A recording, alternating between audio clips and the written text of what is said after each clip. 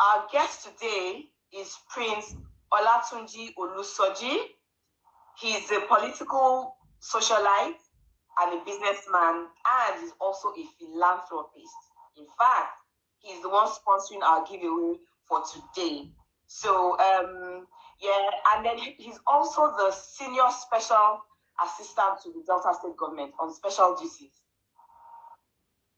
Yeah, so thank you very much for joining this with Esse. We're so glad to have you.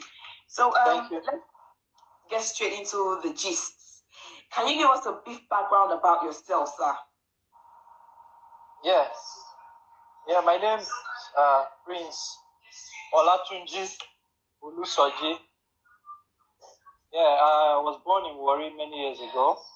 Although many years ago. Yeah. Okay, we'll accept many years ago. Although I'm from the Yoruba-speaking part of Kogi State, I'm from a town called Ayere in the Jumu local government area of Kogi State.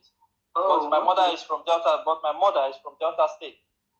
Yeah, I went to primary school in Warri, Kings and Queen Preparatory Primary School in Warri. From there, I went to Mother of Redeemer Catholic Secondary School, also in Warri, where I had my school start. And from there, I proceeded to the University of Benin, where I studied mechanical engineering. Oh wow! Okay. Yeah.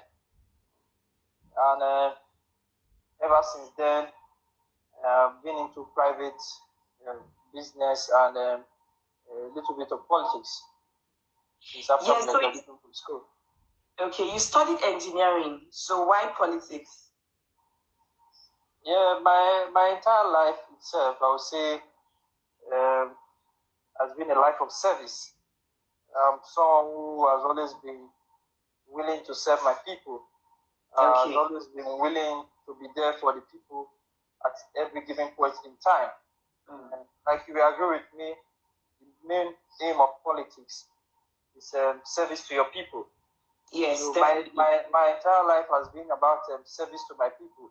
So it's something that is an inbuilt stuff, something that was born with me. So there's no way I can escape from it.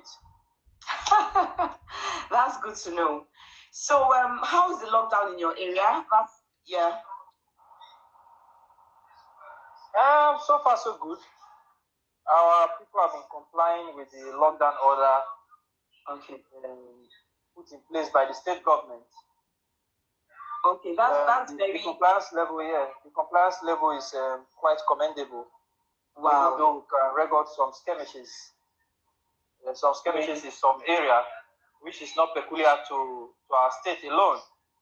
You know, the nature of our people. The nature of our people in this climate, we tend to be forced to do something at times. So those not compliant with the lockdown order, not something peculiar to Delta State alone. But I must commend our people. So far so good. They have done well to obey the lockdown order. You know, I think that it's a situation that can be found globally, where you have some people adhering and then some other people have just become rebels. Like, it happens everywhere. Even in the UK, the government has had to employ the police to, ensure and enforce the lockdown, because some businesses did not, initially, take to the government's will. So I think it's just human nature that when you're giving instructions, some people, So even if you have 90% of the people doing it, you have another 10% who are saying, no, I'm not going to do it. So that is human for you. That's human. What has the Delta State government been doing to help the people during this lockdown, especially at the grassroots level? The people who are on minimum income, and then the self-employed, or students, people who don't have access to so much, at this time. What is the Delta State government doing to help them? Yeah, as you know already, due to the nature of some of our people, they are daily income earners, the less privileged, the aged, and what have you. And the state government has considered those facts. And then as a result of that, the state governor made provision for some palliatives to caution the effect of this lockdown order on those categories of persons who might be finding it hard, finding it difficult to cater for their family at this given point in time. It's an unfortunate situation.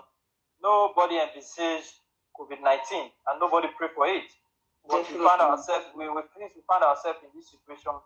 As a government, we must do what we have to do to assist our people in these trying times.